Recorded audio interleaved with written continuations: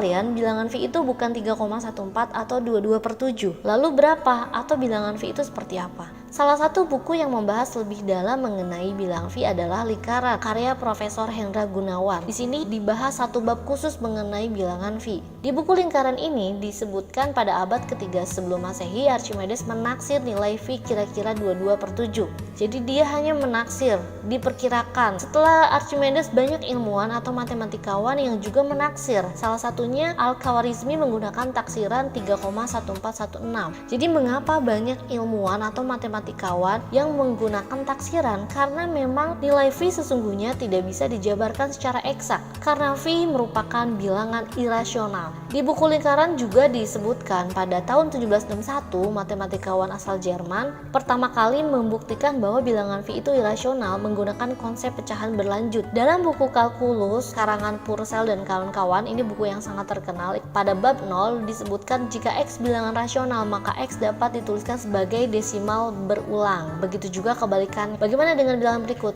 Akar 2 itu kalau kita tuliskan 1,41 sampai banyaknya tak hingga, dan bukan desimal yang berulang. Begitu juga bilangan V jika dijabarkan 3,1415 dan seterusnya sampai banyaknya tak hingga. Menggunakan pernyataan ini, sini tuliskan begitu juga sebaliknya. Artinya jika tidak bisa dituliskan sebagai desimal berulang, bilangan itu irasional, maka akar 2 dan V itu bilangan irasional. Karena akar 2 dan bilangan V tidak bisa dituliskan sebagai desimal berulang. Namun tampaknya akar 2 itu lebih terkenal ya dibandingkan V irasional. Contoh, kita ingin mencari sisi miring menggunakan teori Pitagoras, ya kita tuliskan saja sisi miringnya akar 2. Gak pernah dijabarkan akar 2 itu berapa. Lalu mengapa harus dipaksakan bilangan V itu sama dengan 3,14? Kenapa perlakuannya tidak sama saja dengan akar 2?